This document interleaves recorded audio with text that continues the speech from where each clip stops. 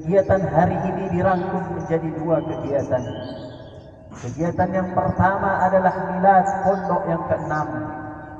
Milad adalah mengingat sejarah tentang berdirinya pondok pesantren ini. Sedangkan Usbu' Ta'aruf adalah sebuah kegiatan untuk memperkenalkan pondok ini kepada seluruh santri, maupun yang junior maupun yang senior. Jadi milad ialah menengok sejarah besar, sedangkan Usbu' Ta'aruf adalah mencetak sejarah besar.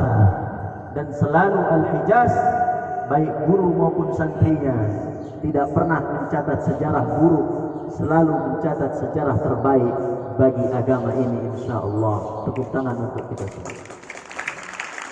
Anak-anakku yang berbahagia, visi besar pondok ini didirikan oleh almarhum Dr. Andes Kiai Haji Muhammad Rizal Lubis, yang saat ini makamnya ada di belakang Baitur Ridha, yang saat ini beliau hanya mencicipi 2 tahun berdirinya pondok ini. Padahal beliau rahimahullah selalu mengatakan, saya ingin hidup sampai alumni pertama keluar dari pondok ini. Namun ternyata usia beliau sama dengan usia Rasul sallallahu alaihi wasallam 63. Di mana Rasul sallallahu alaihi wasallam ketika usia 61 tahun barulah Rasul sallallahu alaihi wasallam dimudahkan dan dibukakan oleh Allah dengan sejarah yang kita kenal, Fathu Makkah, yang turun sebuah ayat berbunyi, "Idza jaa nasrullahi wal fath." Usianya hanya 61 tahun menjelang 63 tahun. 2 tahun Rasulullah sallallahu alaihi wasallam merasakan kenikmatan Fathu Makkah. Begitupun dengan almarhum, hanya 2 tahun berdiri pondok ini, dan Allah ambil beliau dan diteruskan oleh kita semua insyaallah. Maka anak-anakku yang berbahagia, jikalau Indonesia didirikan dengan darah, jikalau Indonesia dimerdekakan dengan darah dan keringat, maka ketahuilah bahwa pondok ini didirikan dengan jiwa dan pikiran yang berdarah. Tapi kalimat ini hanya bisa dimaknai oleh anak-anakku kelas 5 dan kelas 6, karena mereka telah mempelajari idza ta'azzaratil haqiqatu yusaru ilal majaz. Untuk anak-anakku kelas 1 sampai kelas 4 tidak bisa memahami kalimat ini, karena memang mereka belum mempelajari bagaimana pikiran yang berdarah, bagaimana jiwa yang berdarah. Mereka merumuskan pondok ini sedemikian rupa oleh para pengurusnya, oleh para anak-anaknya. Maka sampailah pondok ini berjaya. Kita mendapati santri sampai saat ini sekitar 170 santri yang insya Allah akan tersebar di seluruh dunia untuk menegakkan kalimat Allah, yuzhirahu 'ala ad-din kulli walau karihal kafirun. Maka anak-anakku sekalian yang berbahagia, visi besar dari pondok ini adalah terpampang di depan, terlihat di depan, terbaca di depan dengan sangat terang dan jelas. Kalimatnya adalah kaderisasi umat Qur'ani. Apa itu umat Qur'ani? Umat Qur'ani adalah mereka yang secara zahiriyah Qur'an. Rambutnya tidak panjang, kukunya tidak panjang, bajunya baju takwa. Wa libasut taqwa dzalika khair. Lisannya lisan Quran, pandangannya pandangan Quran, kukunya tidak panjang, badannya bersih, badannya wangi, badannya harum, kamarnya bersih. Itu namanya umat Qurani. Jadi kita harus jujur pada diri kita. Jujur, kita ini Qurani atau tidak? Hadir tepat waktu bagian dari Quran. Di dalam surat Al-Maidah ayat pertama, sebelah kiri bagian tengah, A'udzu billahi minasyaitonir rajim. Bismillahirrahmanirrahim. Ya ayyuhalladzina amanu aufu bil uqud. Aufu bil uqud. Yang sudah dijanjikan datangkanlah. Yang telah diakadkan, maka berikanlah haknya. Kalau kita masih datang terlambat, acara jam 7:10 baru dimulai. Acara jam 7:10 baru datang, maka kita belum Qur'ani. Maka itu makna Qur'ani yang sesungguhnya. Jadi secara lahiriah dia Qur'ani dan secara batin dia Qur'ani. Apa makna secara batin dia Qur'ani? Secara batin dia Qur'ani adalah ketika hatinya dekat dengan Allah Subhanahu wa taala. Mudah untuk berzikir, mudah untuk menerima nasihat, mudah untuk mendapatkan kebaikan. Bukan malah dia mengatakan, wa idza qila lahu ittaqillaha akhadhathu al-izzata. Ketika dikatakan kepadanya bertakwa kamu kepada Allah, maka dia mengatakan saya lebih hebat daripada Anda. Subhanallah, ini bukan orang-orang yang bertakwa. Ini bukan umat Qur'ani. Maka Ustaz mengulangi bahwa kalian secara lahiriah tolong Qur'ani. Hatta handphone harus Qur'ani. Handphone secara zahir harus Qur'ani. Kalau ada foto-foto di belakang seperti foto syaitan, dia bukan handphone yang Qur'ani. Apalagi di dalamnya ada gambar-gambar yang tidak baik, dia bukan handphone Qur'ani. Bajunya ada gambar yang tidak baik, dia bukan umat Qur'ani. Jangan sampai karena kita jauh dari Quran, kita juga bukan menjadi umat sallallahu alaihi wasallam. Maka anak-anakku sekalian, itu adalah secara zahiriah. Secara zahiriah. Dan apa umat Qur'ani secara batiniah? Umat Qur'ani secara batiniah adalah mereka yang hatinya dekat dengan Allah dan mereka menjaga yang sesuatu yang masuk ke dalam perutnya, sesuatu yang dipakai olehnya dipastikan ialah halal, bukan yang haram. Dipastikan itu sudah mendapatkan izin dari tuannya, bukan yang haram. Ketika ada sahabat Nabi, khadimun Nabi sallallahu alaihi wasallam, Nabi punya pembantu, namanya adalah Mi'dam. Dalam hadis Nabi sallallahu alaihi wasallam, ketika mereka datang ke perang Badar, mereka datang ke perang Khaybar bersama dengan para sahabat, dan Nabi sallallahu alaihi wasallam datang ke perang Khaybar. Setelah itu mereka menang dalam perang Khaybar dan tidak mendapatkan harta rampasan perang kecuali harta rampasan perang itu berupa unta, pakaian perang, tidak ada emas di situ. Tapi mereka mendapatkan harta rampasan perang. Ketika mendapatkan harta rampasan perang, maka diketahui bahwa Mi'dam meninggal dunia karena tertusuk panah oleh musuh. Dan para sahabat mengatakan, hani'an lahu bisyahada, selamat wahai Mi'dam, engkau telah mendapatkan syahadah, engkau telah mendapatkan janji Allah, engkau telah mendapatkan surganya Allah, engkau telah mendapatkan jihad fi sabilillah, mati syahid di jalan Allah. Kemudian Rasulullah sallallahu alaihi wasallam mengatakan, kalla walladhi nafsi Muhammadin biyadih, wallahi tidak, wallahi tidak, wallahi tidak, kalla, wallahi tidak, demi jiwa Muhammad yang tergenggam di dalam Allah, tergenggam di tangan Allah Subhanahu wa taala, sesungguhnya Mi'dam telah mengambil sebuah syamlah yang belum dibagikan ketika harta rampasan perang itu belum dibagikan. Sesungguhnya Mi'dam telah mengambil sebuah jubah dari harta rampasan perang yang belum dibagi oleh sallallahu alaihi wasallam, dan beliau mengatakan bahwa Mi'dam mati dibakar oleh Allah di neraka karena mengambil sebuah syamlah yang belum dibagi oleh Rasul sallallahu alaihi wasallam. Apa hukum harta rampasan perang? Subhanallah, hukum harta rampasan perang adalah halal. Boleh mengambil harta rampasan perang, tapi ketika belum dibagi oleh Rasul sallallahu alaihi wasallam, maka itu adalah pencurian. Dan Mi'dam walaupun dia mati di jalan Allah, dia mati dalam keadaan neraka karena dia mencuri sebagian dari harta rampasan perang yang belum dibagi oleh Allah Subhanahu wa taala. Dan masihkah santri yang katanya punya santri ribuan di berbagai tempat, jutaan bahkan, bangga dengan santrinya yang jumlah jumlah banyak, tapi wallah pimpinannya tidak pernah turun tangan untuk menyelesaikan masalah pencurian yang ada di pondoknya. Dan selalu pondok mengatakan, Anda yang salah, betul santri yang salah, betul santri yang pledor. Tapi Anda wahai pimpinan pondok, ittaqillah, ente ittaqillah, karena ente bertanggung jawab setiap ada kecurangan, setiap ada kebocoran, setiap ada pencurian yang ada di pondok Anda.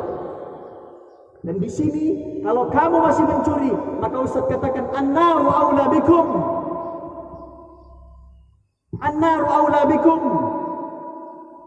Harta itu yang kamu curi, lebih baik kamu mendapatkan neraka. Itu lebih baik bagi kalian daripada kalian mendapatkan surga. Kalimat siapa ini yang Ustaz pakai?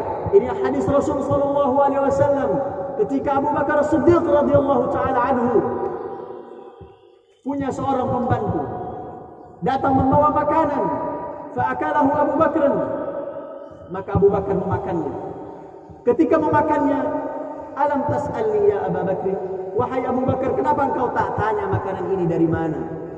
Biasanya engkau bertanya. Ghalabani al-ju', saya terlalu lapar. Kemudian dikatakan oleh beliau, oleh al-ghulam, oleh pembantunya, dia mengatakan, makanan ini saya dapat dari hasil saya berdukun dulu. Saya ketemu dengan orangnya sekarang, dan orang itu pun memberikan kepada saya makanan dulu sebelum saya masuk Islam. Kemudian Abu Bakar As-Siddiq berusaha mengeluarkan apa yang telah ditelannya, sampai dia bermuntah-muntah dan mengatakan, dan sang gulam pun heran dengan apa yang dilakukan oleh Abu Bakar, sehingga sang gulam pun mengatakan, wahai Abu Bakar, mengapa engkau begitu ingin mengeluarkan makanan yang telah engkau makan? Kemudian Abu Bakar pun mengatakan, wallah law lam yakhruj illa ma'a nafsi la akhrajtuha. Demi Allah, kalau tidak keluar makanan ini, kalau tidak keluar makanan ini, kecuali keluar bersama jiwaku dan rohku, aku akan keluarkan makanan ini bersama dengan jiwa dan rohku. Kenapa? Karena Rasulullah sallallahu alaihi wasallam, Abu Bakar melanjutkan dalam hadisnya, li'anna an-nabiy sallallahu alaihi wasallam yaqul,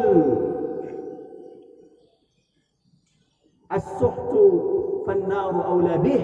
Sesungguhnya makanan yang haram, maka neraka lebih pantas baginya daripada dia masuk ke dalam surga Allah. Maka kalimat itu datang dari Rasulullah sallallahu alaihi wasallam.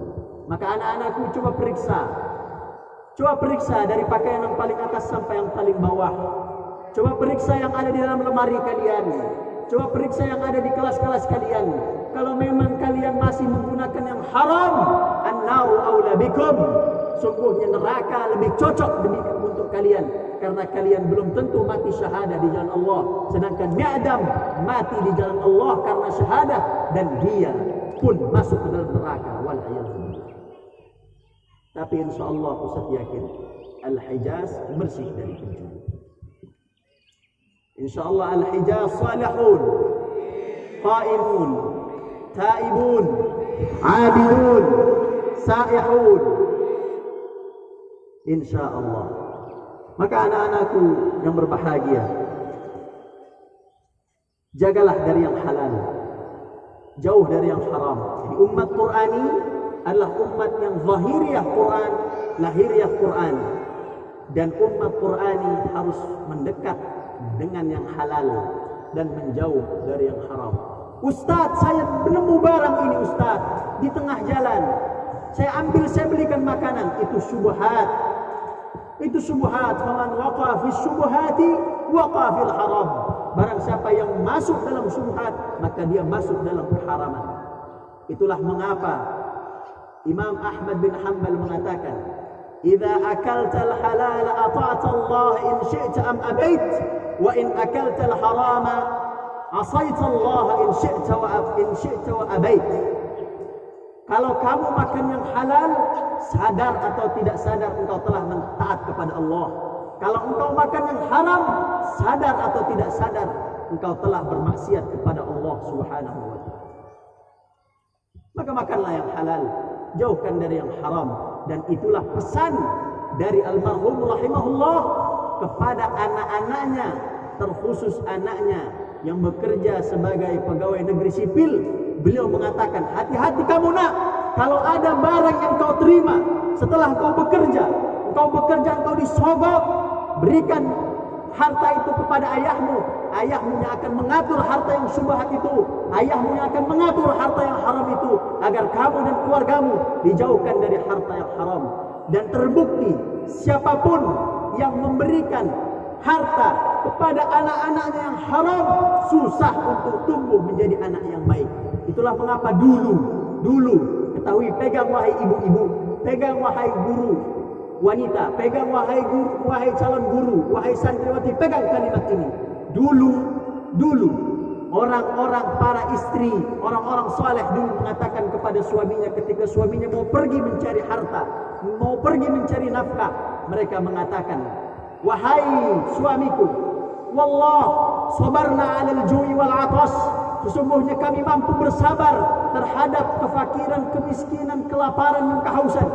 Wallah sabarna, walakin ma nasbir 'ala narillahi subhanahu wa ta'ala. Tapi kita tidak sanggup untuk bersabar ketika engkau masukkan ke dalam rumah kami sebuah harta yang haram, kami masak dan berubah menjadi api neraka bagi kami dunia dan akhirat kami. Subhanallah. Begitulah umat itu hebat karena berawal dari yang halal. Semua yang berasal dari yang haram akan bermasalah. Cepat atau lambat akan bermasalah. Maka pintu taubat masih terbuka. Silahkan yang ada masih yang haram, yang syubhat, silahkan jauhkan dari diri kita. Kembalilah kita ke yang halal. Anak-anakku yang berbahagia. Yang kedua, Ustaz simpelkan untuk yang kedua dan yang ketiga. Yang kedua adalah cendekia dan mandiri. Cendekia adalah kemampuan untuk berakal dengan baik. Anak-anakku, Masya Allah, insya Allah semuanya akan menjadi orang besar di kemudian hari. Ustaz doakan insya Allah mudah-mudahan orang tuanya diangkat derajatnya oleh anak-anak sekalian. Mudah-mudahan semuanya bisa pergi haji dan umrah bersama keluarganya. Mudah-mudahan semuanya punya keturunan yang baik, saleh dan salihah. Dan ingat anak-anakku, bahwa cendekia dan mandiri itu selalu beriringan. Orang yang cerdas sudah pasti mandiri. Cendekia cerdas, orang yang cerdas sudah pasti mandiri. Tapi orang yang tidak cerdas belum pasti mandiri. Maka peletakan susunan daripada kalimat umat Qur'ani menyebabkan orang menjadi pintar. Ketika dia sudah pintar, dia punya kemampuan untuk berpikir dengan baik. Ketika dia sudah berpikir dengan baik, dia akan bisa mengatur hidupnya dengan baik. Dan dia akan mandiri. Dan dia akan mengatakan kepada orang tuanya ketika usianya 16 tahun, 17 tahun, 18 tahun. Nak, apa yang kamu kurang di pondok pesantren, nak? Kemudian anak ini mengatakan kepada orang tuanya, semua cukup, alhamdulillah, asal ibu dan bapak sehat walafiat. Tepuk tangan untuk kita semua.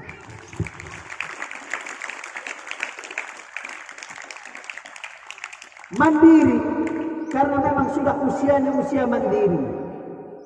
Tapi bagi mereka usia 16 tahun, 17 tahun, 18 tahun, nah apa yang kurang? Sabun 5, sampo 4, Citos 4, sambal goreng 2 kilo.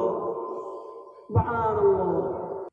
Tapi anak-anakku, Ustaz usia 18-19 udah gak minta oleh orang tua. Tapi orang tua ngasih, diterima. Tapi tidak minta. Kamu harusnya begitu. Ibu, saya mau rehlah. Rehlah perlu uang. Gurunya bilang perlu uang 100.000. Kamu bilang perlu uang 300.000. Subhanallah. Ada mi'dam. Ini seperti mi'dam. Mengambil harta yang tidak haknya. Maka dia tidak boleh.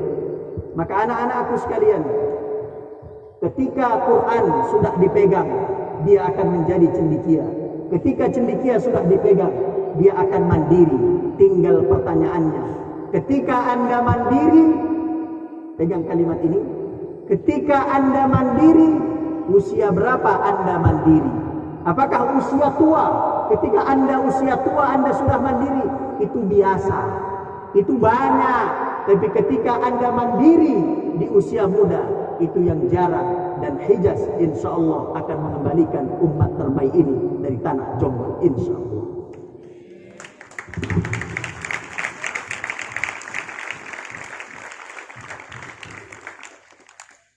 Yang terakhir, anak-anakku sekalian, yang terakhir, kalian semua dididik untuk menjadi anak yang tangguh. Anak kelas 1, selamat datang. Anak kelas 2, beri contoh kepada adiknya. Anak kelas 3 angkat tangan, kelas 3 angkat tangan, kelas 3 yang tinggi. Kelas 3 rangkul adik-adiknya kelas 1 dan kelas 2. Kelas 4 angkat tangan, kelas 4. Kelas 4 tepuk tangan untuk kelas 4.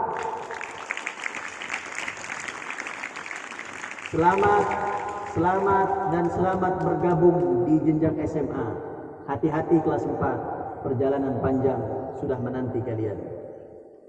Kelas 4, guru-guru kalau berbicara dengan kelas 4, pastikan Anda berbicara dengan orang dewasa, pelototi matanya, tegakkan badan Anda, lawan dia, karena dia sudah besar dan dia sudah memiliki tanggung jawab dunia akhirat bagi dirinya sendiri. Kelas 4, tunggu Ustaz di dalam kelas. Kelas 5 mana? Kelas 5. Beri tepuk tangan untuk kelas 5.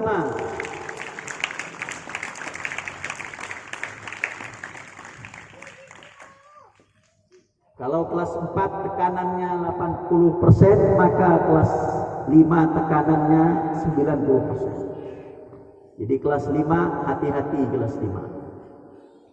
Kelas 5 harus siap-siap lebih kuat lagi di tahun ini.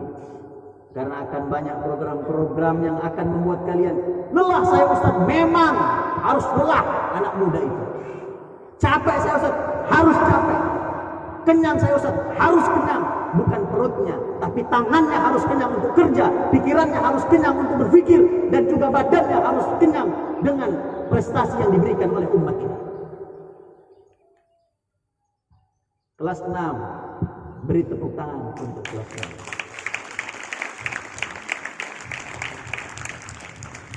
Ada kelas 6 yang 2 orang nggak pakai jas, harusnya pakai jas. Kelas 6, kalau kelas 4 80%, maka kelas 5 90%, dan kelas 6 1000%. Jadi kelas 6 di tahun ini siap-siap tua sebelum waktunya. Amin, amin, amin. Alumni angkatan pertama siap-siap lebih tua dari umurnya. Amin, amin, amin. Alumni harus siap-siap, umur mereka 18 tahun, pekerjaan mereka umur 28 tahun. Kelas 6, umur mereka 17 tahun, 18 tahun. Siap-siap ente, kerjaan ente umur 25. Selalu Ustadz memberikan, jadi kelas 4 nih bagi Ustadz Syukran, tolong kelas 4 usianya 16 tahun kasih pekerjaan 10 tahun lebih tua, yaitu usia 26 tahun, kasih mereka. Nggak beres, hukum. Begitulah sahabat Nabi mendidik sahabatnya. Usamah bin Zaid, bukan Usamah bin Rahmat. Usamah bin Zaid usia 18 tahun diperintahkan untuk menjadi panglima perang. Usia 18 tahun melawan Romawi Timur. Romawi itu adalah Italia saat ini. Kalau kamu pernah melihat gedung yang hampir rubuh, di mana itu? Di mana itu? Di Roma, di Italia. Itulah yang akan ditaklukkan oleh Usamah bin Zaid. Di bagian timurnya, usianya 18 tahun, tanggung jawabnya melebihi usianya, bahkan itu hanya bisa diperangi oleh mereka yang sudah 40 tahun ke atas. Jadi kalau anak kelas, ini setitip ya, tolong Dewan Guru, kalau sudah mengajar anak kelas 4, mereka umur 20, mereka umur 16, pastikan tugas mereka, pikiran mereka diajak untuk mampu menerangi, membawahi, melebihi daripada usianya sampai kepada usia 16 tahun. Kalau Rasul membadi Usama melebihi 20 tahun dari usianya, Ustadz hanya mengambil setengah.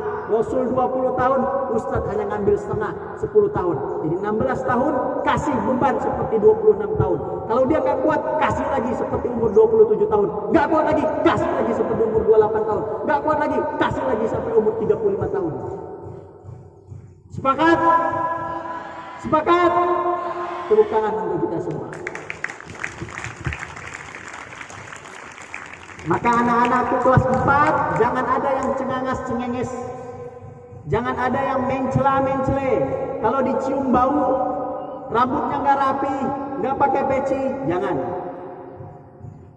Maka anak-anakku insya Allah, Ustadz kami yang masih kecil, yang masih baru, yang masih duduk-duduk, yang masih lelah, insya Allah kamu usianya 12 tahun akan dibebani usia 12 tahun lewat sebulan.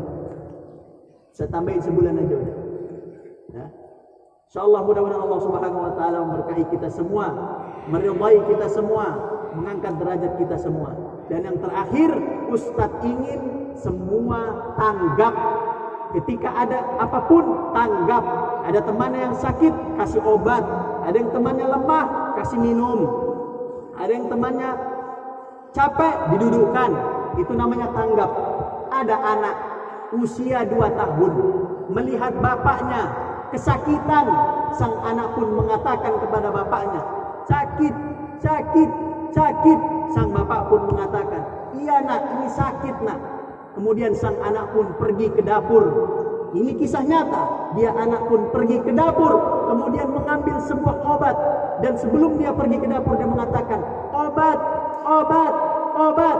Kemudian dia pergi ke dapur, mengambil sebuah obat, kemudian dibawa kepada bapaknya dan mengatakan, obat, obat, obat, obat. Kemudian diambil oleh ayahnya obat, dan anak itu adalah Usama bin Rahmat Ridwanullah. Usia 2 tahun tanggap. Usia 2 tahun tanggap. Maka kamu insya Allah generasimu sama-sama tanggap, sama-sama sukses di masa depan, insya Allah. Bismillahirrahmanirrahim. Alhamdulillahirabbil alamin. والصلاة والسلام على أشرف الأنبياء والمرسلين سيدنا محمد وعلى آله وصحبه وسلم. اللهم اجعل جمعنا هذا جمعا مرحوما وتفرقنا من بعده تفرقا معصوما. Ya Allah, jadikanlah perkumpulan kami ini ya Allah perkumpulan yang Engkau ridhai dan Engkau berkahi ya Allah. Ya Dzal Jalali wal Ikram, ya Akramal Akramin, jadikanlah pada milad yang ini ya Allah milad yang Kau berkahi dan ridhai ya Allah. Ya Arhamar Rahimin, zid alaina barakataka, zid alaina tayyibatak. Ya Allah, berikanlah kepada kami ya Allah limpahan barakah, limpahan tayyibat wal khairat wal masarrat wal tayyibat. Ya Arhamar Rahimin, jadikanlah pondok ini ya Arhamar Rahimin menjadi pondok manaratul ilmi wal akhlaq, jadi tempat pusat akhlak dan juga tempat pusat ilmu ya Allah. Ya Allah, jadikanlah Allahumma khalliqna bi akhlaqil Quran. Ya Allah, jadikanlah kami ya Allah berakhlak dengan akhlak Quran. Allahumma khalliqna bi akhlaqil Quran. Allahumma khalliqna bi akhlaqil Quran. Ya Allah, berikanlah kepada kami akhlak-akhlak Al-Quran ya Allah, dalam pandangan kami, dalam pendengaran kami, dalam lisan kami, dalam tangan kami dan dalam kaki kami ya Allah, birahmatika ya Dzal Jalal wal Ikram. Ya Arhamar Rahimin, pada usia yang ke-6 ini ya Allah, mudahkanlah kami ya Allah dalam meluluskan santri-santri terbaik ya Allah, dalam memberikan pendidikan terbaik bagi santri kami ya Allah, dalam memberikan pendidikan yang berkualitas tinggi kepada mereka ya Arhamar Rahimin. Ya Dzal Jalal wal Ikram, ampunilah pendiri pondok pesantren ini ya Allah, ampunilah dosa Abi Rizal ya Arhamar Rahimin, ampunilah beliau ya Allah, luaskanlah kuburannya ya Dzal Jalal wal Ikram. Ya Arhamar Rahimin, beliau yang telah berjuang bagi pondok ini ya Allah, beliau yang telah mengatakan, wahai anakku, jangan engkau tolak santri yang ingin masuk ke pondok ini karena urusan dia ya. biar ayahmu yang akan mencari untuk mereka semua. Ya Dzal Jalali wal Ikram, begitu ikhlas niat beliau ya Allah, begitu tulus niat beliau ya Allah, begitu ikhlas dan tulus niat beliau ya Allah untuk mencerdaskan anak bangsa ini ya Allah melalui jihad beliau rahmatika ya arhamar rahimin. Jadikanlah niat beliau ya Allah yang baik ya Allah, jadi kelapangan surga bagi beliau ya Allah, mendapatkan tempat terbaik di sisimu birahmatika ya arhamar rahimin. Ya Allah, berikanlah kesempurnaan kesehatan dan keselamatan bagi ibunda kami ya Allah, ibunda Hajah Umrah Susulawati ya arhamar rahimin. Berikanlah beliau kesempurnaan dalam kesehatan ya Allah. Beliau yang selalu bangun di setengah malam ya Allah, jam 3, jam setengah 4 malam ya Allah, menangis untuk kami ya Allah, mendoakan perjuangan kami ya Allah, memberikan yang terbaik dalam doa-doa ya Allah. Tidak jarang ya Allah, begitu ikhlas dan begitu terseduh dan tersedihnya beliau ya Allah mendoakan kami di tengah malamnya ya Allah. Panjangkanlah usia beliau ya Allah, mudahkanlah dalam urusan beliau ya arhamar rahimin. Terimalah semua doa-doa beliau ya Dzal Jalali wal Ikram ya arhamar rahimin. Berikanlah kesabaran, kekuatan kepada guru-guru kami ya Allah, kekuatan kesabaran ya Allah. Berilah kemampuan kepada mereka ya Allah. Jadikanlah mereka ya arhamar rahimin tempat dari kebaikan dari pondok ini ya Allah ya Dzal Jalali wal Ikram ya arhamar rahimin. Jika di antara mereka ya Allah ada yang berniat untuk haji dan umrah, maka mudahkanlah ya Allah. Jika di antara mereka ada yang belum berniat, maka mudahkanlah untuk berniat untuk hal tersebut birahmatika ya Dzal Jalali wal Ikram ya arhamar rahimin. Kami mohon kepadamu ya Allah, kepada santri-santri kami ya Allah, Engkau lindungi mereka ya Allah, Engkau mudahkan mereka ya Allah, Engkau berikan rezeki yang halal dan thayyiban kepada mereka ya Allah, Engkau jaga mereka ya Allah, Engkau mudahkan mereka dalam berilmu ya Allah, dalam berakhlak ya Allah. Masukkanlah cahayamu ya Allah kepada hati-hati mereka birahmatika ya arhamar rahimin. Kami titipkan mereka kepadamu ya Allah. Mata kami hanyalah dua, mata kami hanyalah dua ya Allah. Pandangan kami hanya terbatas ya Allah, sedangkan pandanganmu tidak terbatas ya Allah. Kami titipkan mereka di jalanmu, kami titipkan agama mereka ya Allah kepadamu, kami titipkan jasad mereka kepadamu ya Allah. Ya Allah, majukanlah pondok ini ya arhamar rahimin, majukanlah pondok ini ya Dzal Jalali wal Ikram. Berikanlah kemudahan kepada orang yang ada di dalamnya ya Allah. Angkatlah derajat kami di dunia dan akhirat ya Allah. Izinkanlah kami ya Allah untuk bisa ke Makkah Al-Mukarramah dan Madinatul Munawwarah melihat maqam Nabi sallallahu alaihi wasallam. Rabbana atina fid dunya hasanah wa fil akhirati hasanah wa qina adzaban nar wa qina adzaban nar. Wa sallallahu ala nabiyina wa ala alihi wa sahbihi wa sallam. Akhiru da'wana alhamdulillahi rabbil alamin. Al-Fatihah. A'udzu billahi minasyaitonir rajim. Bismillahirrahmanirrahim. Alhamdulillahi rabbil alamin. Arrahmanir rahim. Maliki yaumiddin. Iyyaka na'budu wa iyyaka nasta'in. Shiratal ladzina an'amta 'alaihim ghairil maghdubi 'alaihim waladdallin. Amin.